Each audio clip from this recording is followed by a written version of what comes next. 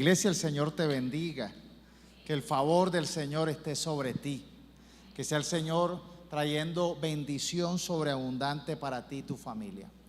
Vamos a preparar hoy nuestro corazón para recibir este mensaje que Dios ha puesto en mi corazón para compartir para ustedes. Se titula Dios cubre multitud de errores. Dios cubre, Dios perdona, Dios olvida nuestros pecados, pero también ayuda a enderezar los enredos en los cuales muchas veces nos metemos. ¿Sabes? Nosotros, aún siendo cristianos, siendo creyentes, cometemos errores, tomamos malas decisiones. Algunas veces hacemos las cosas a nuestra manera, sin tener en cuenta el propósito de Dios. Y eso es una realidad que hay que hoy dejar claro.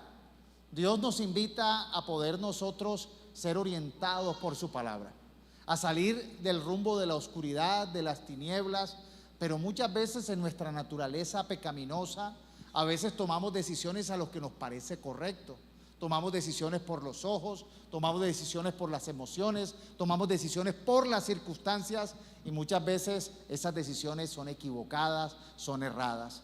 A veces le damos la potestad a líderes que no son competentes. A veces nos dejamos asesorar de personas no muy buenas, que nos engañan, que nos sacan del camino. A veces abrimos nuestro corazón a amistades y a relaciones que, en vez de guiarnos, en vez de aconsejarnos, en vez de orientarnos por un camino correcto, nos inducen al camino de error.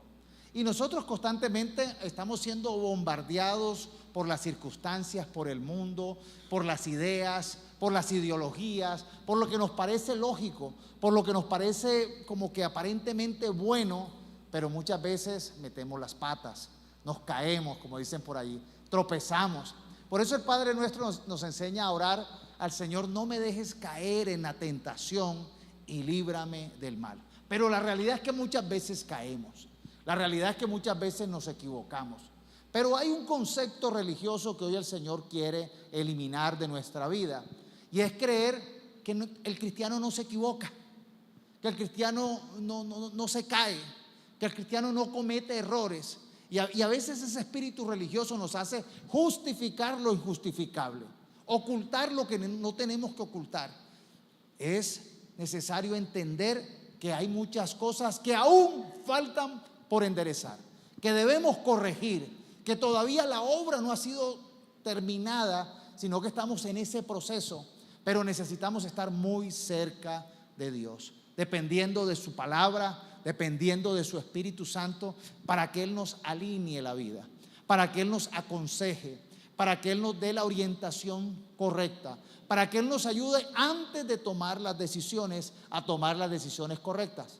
Pero desafortunadamente la realidad es que muchas veces nosotros, después de que nos metemos en los asuntos, después que escogemos, después que damos la palabra, después de que firmamos, después que nos comprometemos, ay Señor, ojalá y me acompañes, ojalá y estés aquí. Pastor, es que yo pensé que Dios estaba en este negocio, es que yo pensé que Dios estaba en esta relación, es que yo pensé que Dios estaba en este proceso, que Dios estaba en este llamado, en esta idea.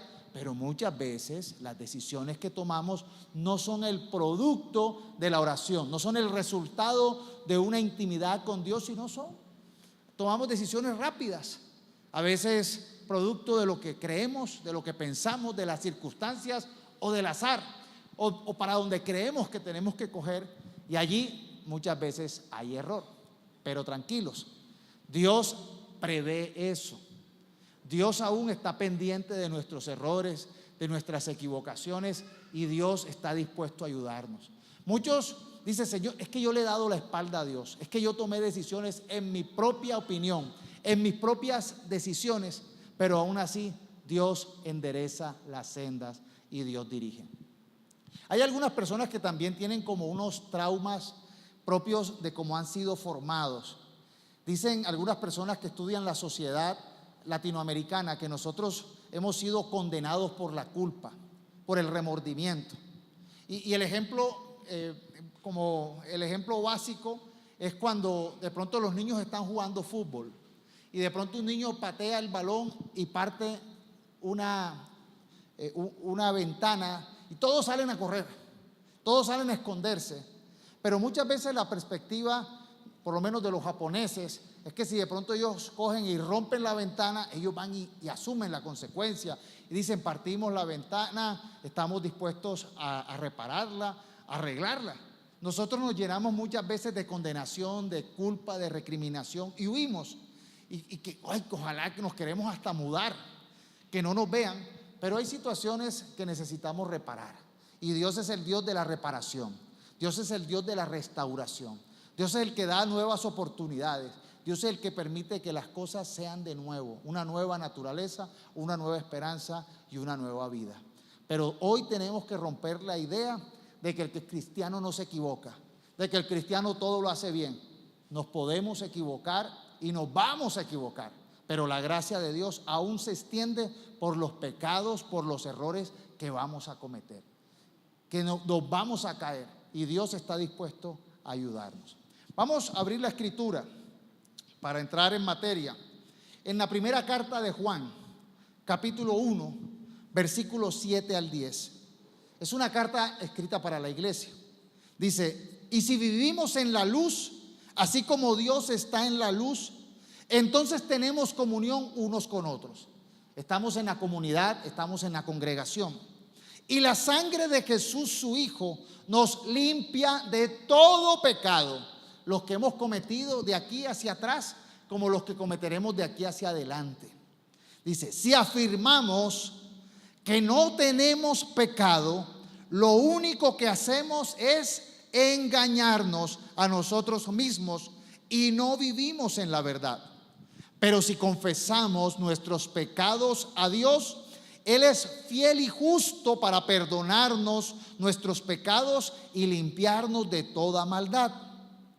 Si afirmamos que no hemos pecado, llamamos a Dios mentiroso y demostramos que no hay lugar para su palabra en nuestro corazón. Aquí hay una realidad muy clara, y es que nosotros como creyentes necesitamos entender que no podemos ser cristianos sin la presencia, sin la gracia y sin la misericordia diaria de Jesús sobre nosotros. No es que vamos a ser cristianos en nuestras propias fuerzas. No es que Dios dice: bueno, ya eres cristiano, de aquí en adelante, excelente, perfecto. No, necesitamos depender día a día de su gracia. Necesitamos reconocer que somos de una naturaleza pecaminosa, que hemos sido educados y formados en error, en pecado. Por más que de pronto nuestros padres trataron de darnos la mejor educación, la mejor formación, aún así allá hay pecado que necesita ser cambiado. Ahí hay error. Hemos heredado muchas veces la maldición de errores y de pecados. Muchas veces cuando se habla de cortar con la generación, con los pecados de las generaciones, se refiere a conductas y a malos hábitos que han sido heredados de generación en generación. Malas prácticas, malos hábitos, malas costumbres. Pero es importante entender que el que comenzó la obra en nosotros la va perfeccionando. Pero necesitamos tener una claridad, y es decir, somos pecadores. Necesitamos a diario de la misericordia, de la gracia y del favor de Dios para que nos ayude a corregir los pecados de cada día, la perspectiva de cada día. Somos pecadores. Pero si nosotros no reconocemos que somos pecadores y que somos necesitados de la gracia y del favor de Dios, entonces no hay espacio de su palabra en nosotros.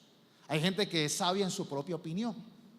Y las personas muchas veces en este mundo, el mayor pecado es creer que es sabio en su propia opinión. Yo no necesito de Dios, yo solo me defiendo, yo solo tomo buenas decisiones, yo escojo, yo decido. Y deciden sin la instrucción de Dios, sin la instrucción de su palabra.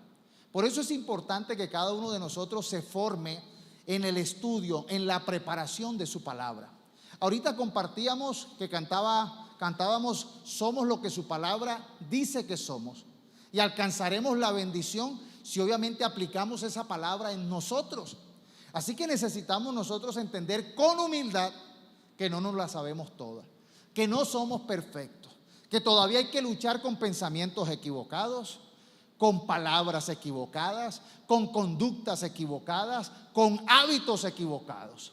Necesitamos depender de Dios de ahora en adelante y siempre. Entonces allí Dios nos da un espacio. El que diga que no ha pecado es un mentiroso y dice que Dios miente. No hay espacio de la palabra en él, porque es que se cree que no necesita. Y ese fue el problema de los religiosos. Los religiosos creían que ellos eran perfectos, que ellos merecían entrar al cielo, que ellos eran muy buenos en sus propias obras, y no lo eran. Entonces necesitamos entender que aunque nos equivocamos, que aunque cometemos errores, que aunque muchas veces tomamos decisiones erradas sin tener en cuenta a Dios, Dios está dispuesto con su misericordia para ayudarnos, para limpiarnos con su sangre y para sacarnos adelante. Y no solamente eso para contigo, para conmigo, también para con el prójimo. Por eso primera de Pedro 4:8 dice: lo más importante de todo es que sigan demostrando profundo amor unos por otros. ¿Qué es lo más importante? Demostrar el amor por los demás. Dice, porque el amor cubre gran cantidad de pecados. Cuando las personas no tenemos o no tienen amor, empiezan a compararse. Tú eres peor que yo, ella es peor que yo, ella es peor que tú, este es peor que el otro. No. Necesitamos mirarnos con el amor de Dios, con ese amor de misericordia, con ese amor de gracia, con ese amor que nos ayuda a enderezar. Pero necesitamos tener la humildad de entender que así como Dios me perdona y me da la oportunidad a mí para cambiar, también le da la oportunidad al otro. Así que necesitamos mirarnos con misericordia, porque el amor cubre multitud de pecados. Y eso también lo explica la carta de Hebreos. Hebreos 10, versículo 12 al 14. Mire cómo lo dice. Pero nuestro sumo sacerdote Jesucristo se ofreció a sí mismo a Dios como un solo sacrificio por los pecados, válido para siempre. Dice, luego se sentó en el lugar de honor a la derecha de Dios. Allí espera hasta que sus enemigos sean humillados y puestos por debajo de sus pies. Oiga el 14. Pues mediante esa única ofrenda, Él perfeccionó para siempre a los que están haciendo santos. Él perfeccionó a los que están haciendo santos. Los que se están convirtiendo en santos, Él los perfeccionó en la cruz. Todavía nuestra santidad es una santidad por fe, por la limpieza de Cristo. Pero nuestra santificación es un proceso que dura desde ahora hasta la muerte. La idea es que el creyente cada vez vaya venciendo el pecado, cada vez caiga menos en la tentación, cada vez cometa los menos errores, cada vez sea más acertado y libre de todos esos pecados y libre de todos esos errores, camine en el camino de la voluntad de Dios. Porque los pecados, porque los errores, porque los malos hábitos nos alejan de la bendición de cumplir el propósito de Dios. Por eso necesitamos tener conciencia de pecado. El pecado es malo, el pecado no me conviene, cometer errores no me conviene, estar en contra de la voluntad de Dios no me conviene, porque la voluntad de Dios es buena, es agradable y es perfecta. Por eso necesito de su dirección. Por eso el Señor nos dejó la herencia, el Antiguo y Nuevo Testamento, para que apliquemos sus principios. También nos dejó su Santo Espíritu para que pudiéramos ser transformados y guiados en personas nuevas, en personas que se dejan dirigir por Él. Y por eso necesitamos nosotros caminar en esa gracia, en ese favor, en esa misericordia de Dios para nosotros. Entonces, el propósito de toda esta enseñanza es entender que Dios cubre la multitud de los pecados y extrae milagros aún de los errores. Esa es la gran buena noticia. Dios tiene un plan incluso cuando fallamos. A pesar de mis propios errores voluntarios, de mis propias equivocaciones por rebeldía, por testarudez, nosotros podemos entender que no es que ya la embarramos. Muchas veces nos criaron así, nos educaron así. No, hermano, usted ya asuma las consecuencias. Usted ya será expulsado, usted ya será botado, porque nos enseñaron con miedo. nos educaron con miedo. A veces, usted fue el que tomó, usted fue el que se equivocó. Entonces ya no hay esperanza. Pero eso no es cierto. Dios sabía que nos íbamos a equivocar. Y por eso necesitamos alabar a Dios todos los días y estar agradecidos, porque la misericordia, el favor de Dios son nuevos cada día. No sé si eso no merece una alabanza y una adoración al Señor. Cuando vemos la historia de Jesús con Pedro, vemos en el Evangelio de Lucas, capítulo 22, el versículo 31 al 33, lo subtitula la Nueva Traducción Viviente: Jesús predice la negación de Pedro. Jesús predice la equivocación de Pedro, el error de Pedro, el pecado de Pedro. Jesús se lo advierte antes de que suceda. Ahora, Jesús no llegó como que: hermano, usted me va a negar y usted va a quedar por fuera, ya no hay esperanza. Vea que le digo, usted me va a negar, aunque diga que no me va a negar, y usted quedó por fuera, como la guayabera, por fuera, expulsado. No, mire lo que pasa, lo que le dice, versículo 31. Simón, Simón, que era el nombre original de Pedro. Simón, Simón, Satanás ha pedido zarandear a cada uno de ustedes como si fuera trigo. Pero yo he rogado en oración por ti, Simón, para que tu fe no falle, de modo que cuando te arrepientas y vuelvas a mí, fortalezcas a tus hermanos. Jesús no está viendo su pecado y recriminándolo, está viendo su arrepentimiento y su propósito, a pesar de que se iba a equivocar. Pedro dijo: Señor, estoy dispuesto a ir a prisión contigo y aún a morir contigo. Él dio la palabra: estoy dispuesto. Él tenía la emoción, él tenía la convicción de que no se iba a equivocar. Pero ¿qué pasó? Se equivocó y lo lamentó, y le dio remordimiento, y le dio vergüenza, y le dio dolor. Pero Jesús dijo: estoy orando por ti para que no se debilite la fe. Y aquí está el principio. Necesitamos nosotros, para enfrentar los retos de la vida, para enfrentar los aciertos, pero también para enfrentar los desaciertos de la vida, los desaciertos nuestros, necesitamos fortalecernos en la fe. Necesitamos estar dependiendo siempre, porque ¿cuál es el fundamento de nuestra fe? Jesús, su misericordia, su favor, su perdón. ¿Cuál es el personaje principal y el fundamento principal de nuestra fe? Jesús, el Hijo de Dios, que perdona el pecado del mundo, porque todo el que cree en Él no es condenado, sino que tiene vida eterna. Porque Jesús vino a rociar con su sangre a todos los que creen en Él, y entonces sus pecados son perdonados. Jesús nos permite nacer de nuevo. Así que necesitamos nosotros entonces entender que Jesús le estaba diciendo a Pedro, por más que Pedro confesaba su lealtad, por más que Pedro era un buen amigo de Jesús, por más que Pedro tenía la mejor actitud y tenía en su mente la actitud positiva de no fallar, de no equivocarse, de estar dispuesto a ir a la prisión o a la muerte, lo negó. Pero Jesús no vio su pecado, Jesús vio su arrepentimiento. Jesús dijo: cuando te arrepientas y vuelvas a mí, vas a fortalecer a tus hermanos. Y eso es lo que Dios quiere que nosotros miremos, la posibilidad de restaurarnos, no de salir corriendo, no de decir: ay, me equivoqué, y durar 20 años o toda una vida con remordimiento.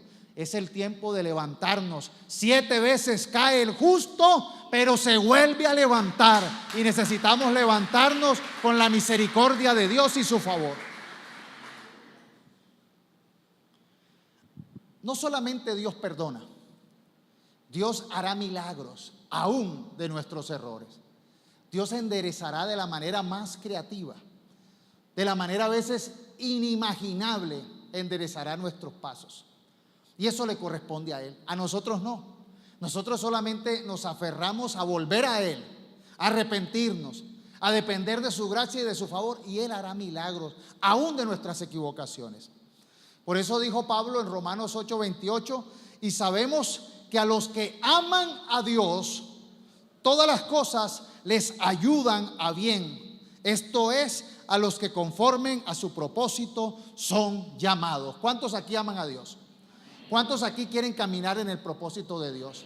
Entonces todas las cosas les ayudará para bien. Aún los propios errores, aún en las equivocaciones, aún en los fracasos, aún en los sufrimientos, aún en las pérdidas, aprenderemos. A veces los grandes maestros son las estrelladas, es tocar fondo. No quisiera uno tocar fondo siempre. Quisiera uno leer y decir, o escuchar y decir, no, por ahí no me meto. Pero a veces tenemos que vivirlo, tenemos que sufrirlo para decir, no, no lo vuelvo a hacer, jamás vuelvo a meterme por allí. No, no, no, no.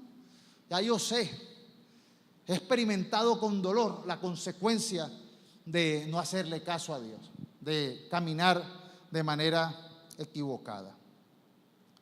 Dios va a corregir las complicaciones, los enredos y las malas decisiones. Y eso fue lo que hizo con Abraham. Cuando vemos la historia de Abraham, Dios le dijo a Abraham y a Sara, ya ellos estaban viejitos, y Sara era estéril. Dios les dijo, les daré una descendencia enorme, tendrán descendencia. Y ellos no lo pudieron entender. Ellos se pusieron a pensar, ¿será de manera literal o de manera figurada? Ya nosotros realmente estamos viejos. ¿De dónde? ¿De dónde flores si no hay jardín? Ya no hay cómo. Entonces se les ocurrió una idea humana. Quisieron ayudar a Dios. Y a Sara entonces le dice a Abraham, bueno, mira, yo tengo una esclava, una sierva llamada Agar. Ella es de Egipto. Porque tú no estás con ella. Y el hijo que tenga ella será como mío. Eso es una solución humana. Bueno, Abraham dijo, listo. Estuvo con Agar, la mujer esclava, nació Ismael. Ismael no estaba en el propósito de Dios. Sabemos que el propósito era Isaac. Pero podríamos pensar que fue un error Ismael. Podríamos pensar que fue una acción humana. Podríamos pensar que fue algo en la carne de ellos. Pero, ¿sabes? Dios enderezó el asunto. Pero lo enderezó después. Porque inmediatamente eso causó un problema. Y un problema terrible. Empezó Agar a sentirse que ya Sara no tenía autoridad sobre ella. Ya ella era la mamá de Ismael. Empezó a mirarse feo, empezó la rivalidad entre mujeres. Y entonces 2 mujeres molestas y un solo hombre. Abraham necesitaba la ayuda de Dios. Necesitaba una intervención divina. Porque qué problemón. Yo creo que Dios dijo, no, mi hermano. Usted verá cómo sale. No, Dios mira con misericordia a Abraham. Dios mira con misericordia a Abraham. Y Abraham estaba muy angustiado. Sara le había dicho, o es ella o soy yo. O se va ella o me voy yo. Pero decía, pero es que es ella con mi hijo Ismael. Y Dios le dice a Abraham, Génesis 21:13, pero también el hijo de la esclava haré una gran nación. Dios dijo, yo voy a bendecir a Ismael, no te preocupes. Deja ir tranquila, deja que se vaya.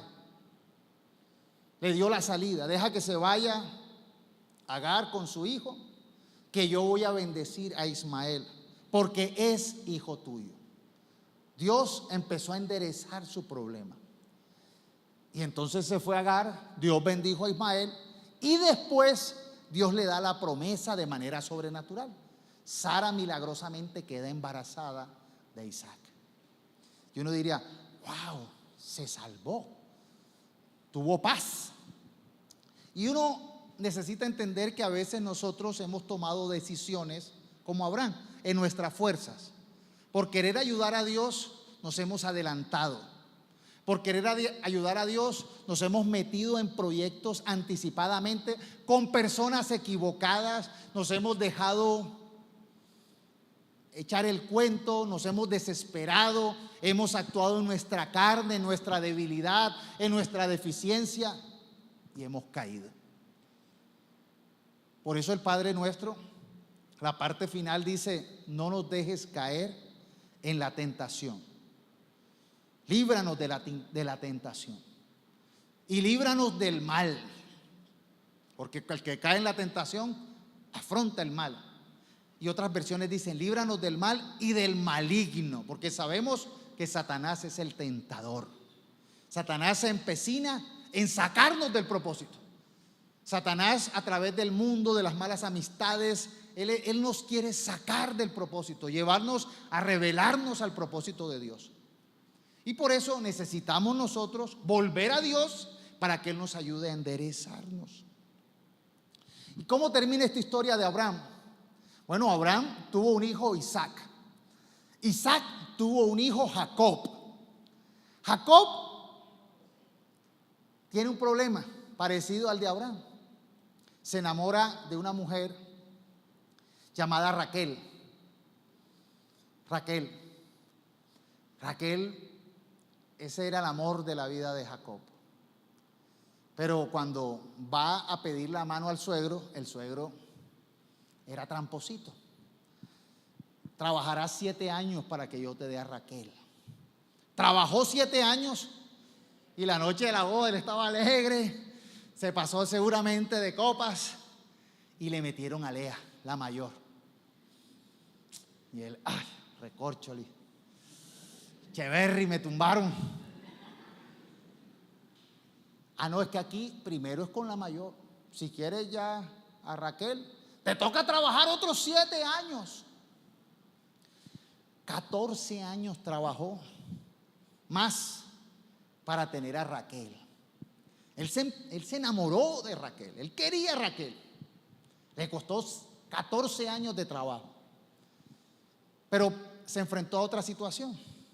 Lea podía tener hijos, Raquel no. Mira qué problema. Entonces, mientras Lea empezó a darle hijos a Jacob, Lea no podía.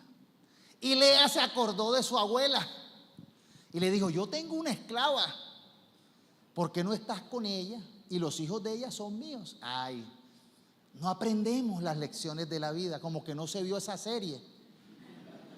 Y le da a la sierva de ella y empieza a tener hijos. La otra, que tampoco se vio la serie, dijo: yo también tengo una sierva, porque la otra dejó de tener hijos. Y entonces ya Jacob, imagínense, 4 mujeres y un camino.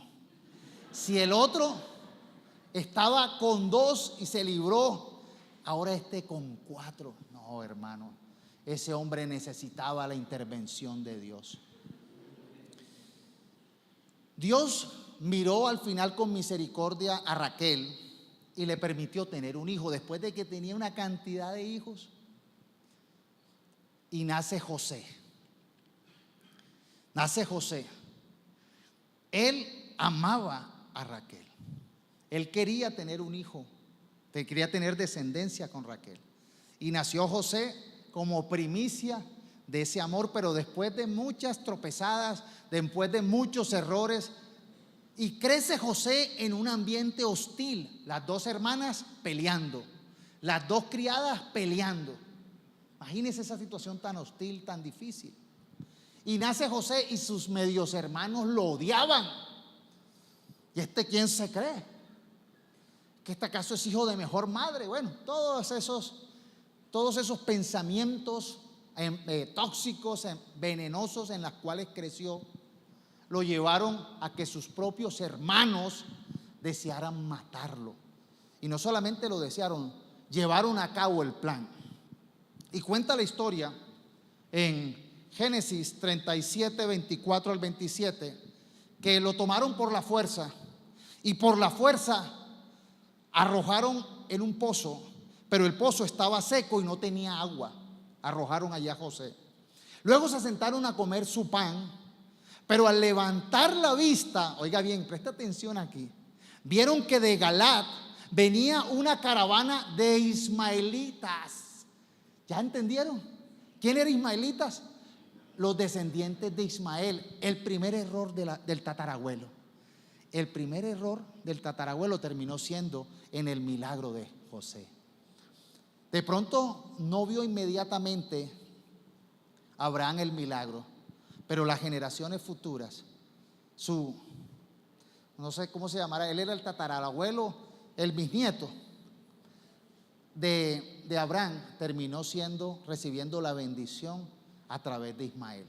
Entonces llegaron esos ismaelitas, dice que venían con sus camellos cargados de aroma, bálsamo y mirra, que llevaban a Egipto. Entonces Judá dijo a sus hermanos: ¿qué ganaremos con matar a nuestro hermano y encubrir su muerte? Vengan, vamos a vendérselo a los ismaelitas. No levantemos la mano contra él, pues él es nuestro hermano, nuestra propia carne. Y sus hermanos estuvieron de acuerdo con él. Le vendieron al otro pariente, le vendieron a José. Y esos ismaelitas fueron el instrumento de Dios para llevar a José a Egipto. Y después José termina siendo el gobernante de Egipto y viene una gran salvación para toda la tierra y para todas esas generaciones, porque la gracia de Dios hizo milagros de los errores. Porque Dios cubrió los errores, perdonó, hizo milagros de gracia. Así que necesitamos entender este propósito. Dios tomó ese error para hacer un milagro. Y Dios va a hacer todo para que obre para el bien de los que le aman. Dios va a corregir las acciones complicadas y usarlas años después o tiempos después para bendición. Algunos dirán: pastor, cuando me casé no consulté con Dios. Algunos dirán: cuando escogí la carrera no consulté con Dios. Cuando me metí a tener mis amigos no consulté con Dios. Es más, muchas veces mi madre o el pastor o algún hermano me dijo: piensa bien. O la misma palabra o el Espíritu Santo me dijo: piensa bien lo que vas a hacer. Pero ¿sabe qué, pastor? No presté atención.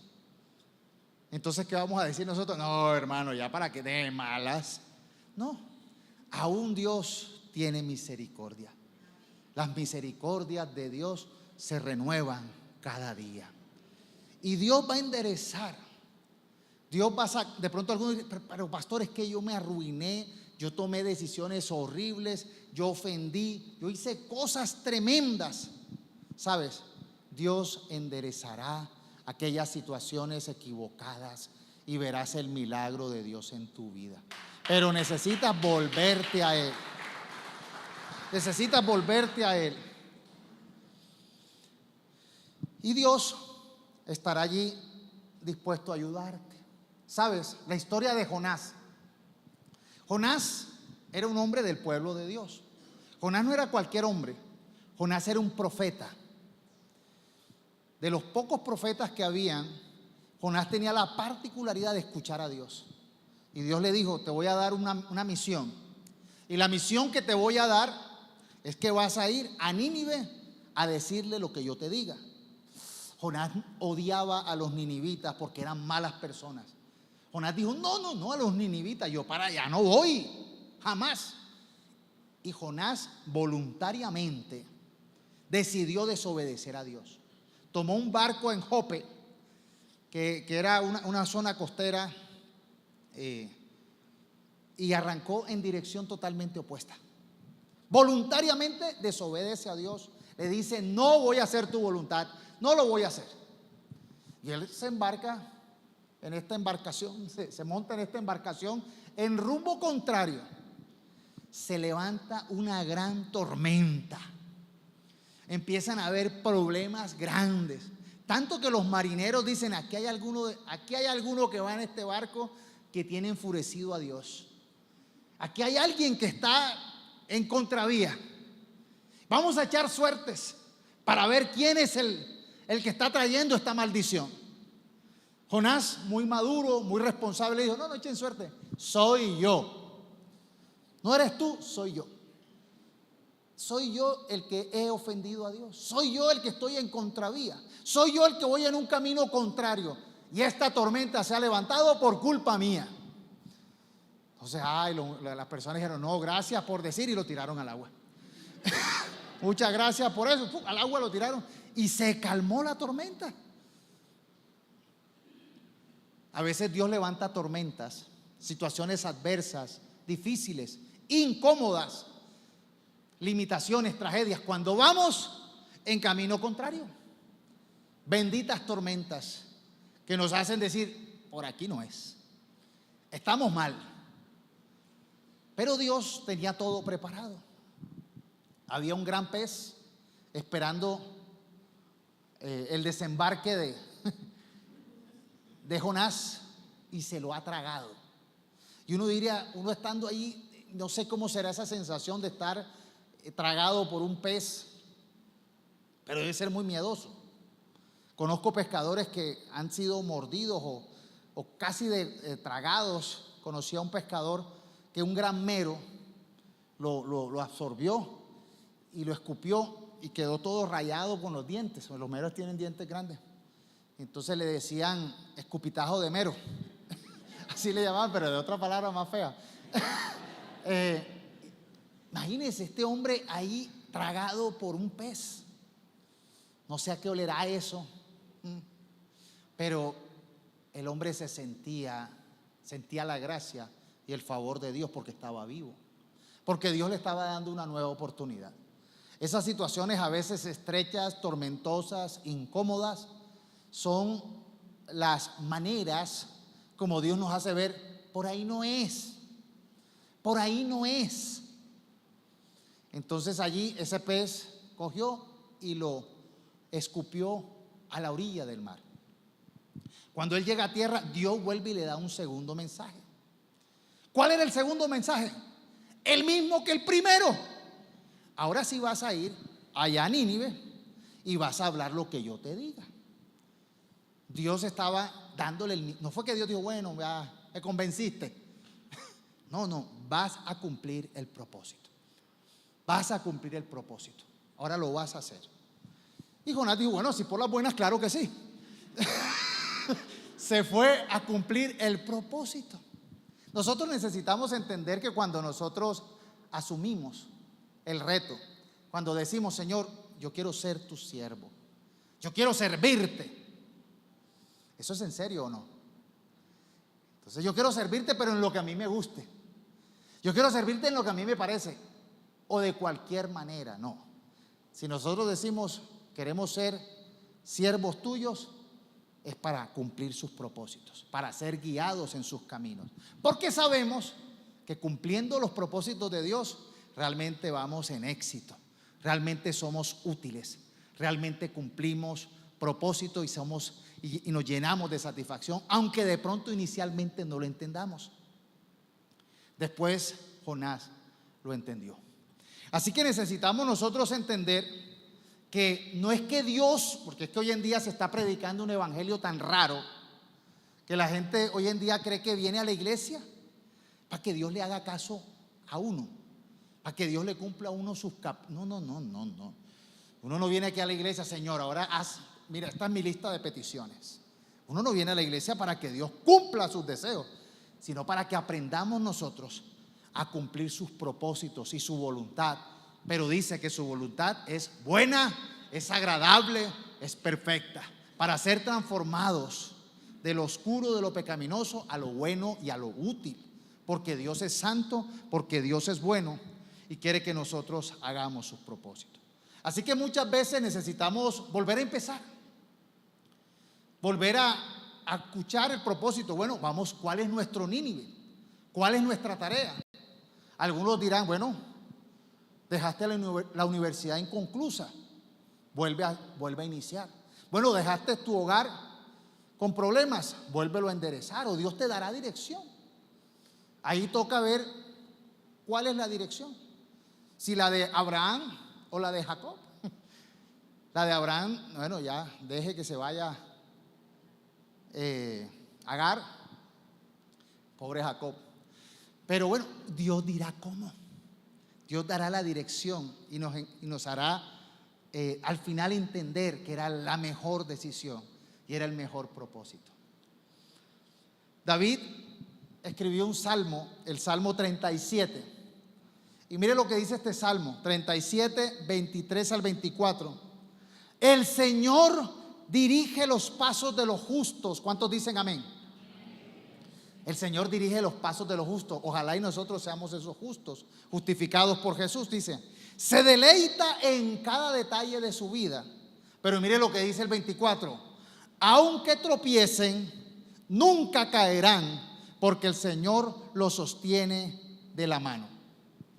Y aquí la imagen que tengo en la cabeza, ¿te ha visto cuando los niños están caminando, cuando ya aprenden a caminar, que ya quieren probar las piernas, quieren probar el equilibrio? Una vez ve a esos papás que van los sardineles, los bordillos, y ellos empiezan a jugar a tener equilibrio. ¿Usted ha visto? Los niños van, y como van agarrados por el papá, se sienten que son el circo del sol. ¡Wow! Ellos dicen, se montan en todos los bordillos. Claro, el papá los va sosteniendo.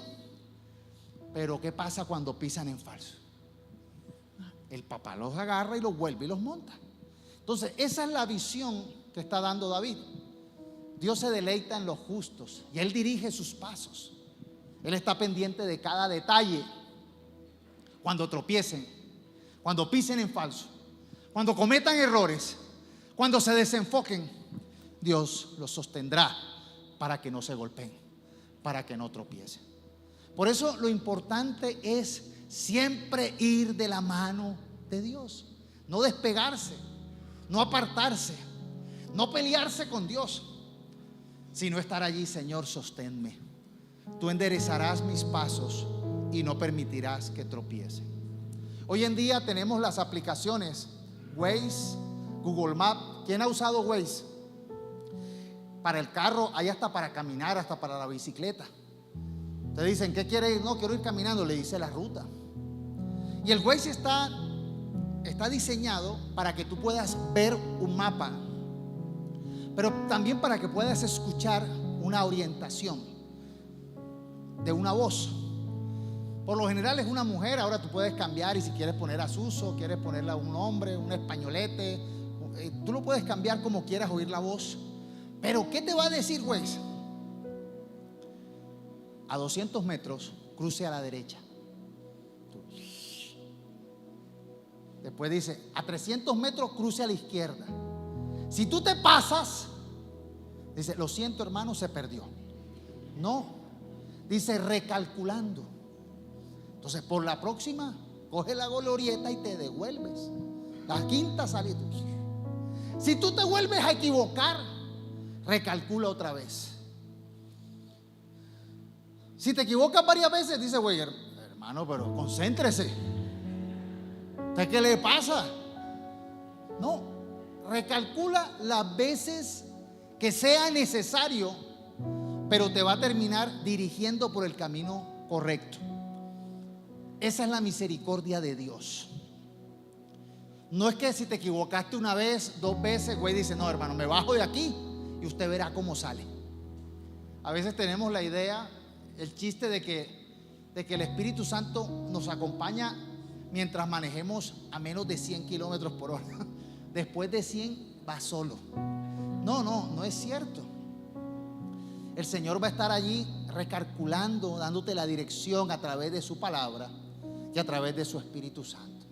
Porque Él conoce nuestra debilidad. Él conoce que somos muchas veces despistados. Él conoce que muchas veces somos tercos. Él conoce que somos testarudos. Pero sabes, el problema es que si nos pasamos equivocando, vamos a llegar tarde. Se va a demorar más el camino, ¿verdad? Y a veces Él nos da orientaciones. Recuerdo una vez que venía hacia la iglesia y yo dije, bueno, voy a buscar el camino más rápido, porque era un miércoles, venía en hora pico, y yo siempre cojo mi camino, y me empezó a meter por un barrio y decía, pero está loco, güey. Y yo seguía adelante, cruce a la derecha. Y yo, no, pero sí que para la derecha no es. Cruce a la derecha, y cuando llegué se había caído un árbol. Y yo, ay, ¿ahora qué hago? Devuélvete. Ahora cruce a la derecha. Y me dio una vuelta y me enseñó otra manera de llegar acá. Dios muchas veces tiene diferentes rutas para alcanzar el propósito. No es seguir a veces el otro, Porque a veces nos da pereza. Ah, sigue que él va. No, ¿y qué tal que el que vaya adelante va perdido? O vaya para otro lado. Necesitamos escuchar personalmente la dirección de Dios para alcanzar el propósito. Cuando vemos la historia del hijo pródigo, el hijo pródigo le pidió al papá la herencia por adelantado. Se la despilfarró, se la gastó. Estaba comiendo la comida de los cerdos. Estaba en una situación de miseria. Y dijo: ya yo no tengo cara de ir a presentarme a mi padre a decir que me reciba. Pero sé que los trabajadores de mi padre son bien tratados, tienen comida. Voy a pedirle perdón a mi papá. Voy a decirle: he pecado contra el cielo y contra ti. No soy digno de ser tu hijo porque me equivoqué y despilfarré todas las bendiciones que me diste. Pero te pido que me recibas por lo menos como un trabajador. Y la historia dice que cuando el padre lo vio, lo abrazó. Le puso una túnica nueva, le puso un anillo, le puso un calzado y dijo: mi hijo que estaba muerto ha vuelto a la vida. El Señor se goza, se alegra cuando nosotros entramos en conciencia y decimos: Señor, yo vuelvo a ti para que tú dirijas mis pasos, porque sé que alejado de ti voy por un camino de perdición, por un camino de muerte, por un camino de miseria. Dios cubre multitud de pecados. Dios nos desenreda la vida. Dios nos ayuda a enderezar lo que hemos torcido. Pero sabes, disfrutemos de esa misericordia y de ese favor. Que no te condene más tu mente, que no te condene más el mundo. Ni siquiera algunos hermanos que no escucharon esta prédica, que a veces te condenan: usted ya la perdió, usted ya lo tiró. No, tienes nueva oportunidad para volver a Dios. Él estará recalculando tu camino para alcanzar tus propósitos. El miércoles hablamos de que el llamado que hace Dios en Joel capítulo 2 es: arrepiéntete, Dios te va a restaurar y Dios te va a llenar del poder de su Santo Espíritu. Joel 2, 25 al 29. El Señor dice: les devolveré lo que perdieron a causa del pulgón, el saltamontes, la langosta y la oruga. Fui yo quien envié ese gran ejército destructor en contra de ustedes. Volverán a tener toda la comida que deseen y alabarán al Señor su Dios, que hace estos milagros para ustedes. Nunca más mi pueblo será avergonzado. Entonces sabrán que yo estoy en medio de mi pueblo Israel, que yo soy el Señor su Dios y que no hay otro. Nunca más mi pueblo será avergonzado. Entonces, después de hacer todas estas cosas, derramaré mi espíritu sobre toda la gente. Sus hijos e hijas profetizarán, sus ancianos tendrán sueños y sus jóvenes tendrán visiones. En esos días derramaré mi espíritu aún sobre los sirvientes, hombres y mujeres por igual. La promesa es restauración y la promesa es la dirección, el derramamiento de su Santo Espíritu. Vamos a tener algo mejor que el Waze: la presencia de Dios dentro de nosotros, dirigiéndonos, transformándonos, hablándonos y guiándonos. Pero Dios quiere restaurarnos. Y hoy hay una palabra profética para ti, iglesia. Aquello que perdiste, aquello que de pronto dañaste, destruiste o se dañó, aquella mala decisión, aquella pérdida de tiempo, aquella situación dolorosa que viviste, Dios está recalculando el camino para que te vuelvas a Él y para que te guíes por un camino de victoria. Así que este es el momento para, con un corazón sincero, con un corazón humilde, nos presentemos delante de Jesús y le digamos: Señor, aquí estoy. Perdona mi independencia, perdona a veces mi necedad, perdona que he actuado muchas veces en mi propia sabiduría. Pídele perdón al Señor ahí donde estás y dile: Señor, yo quiero, Señor, hoy volver a ti.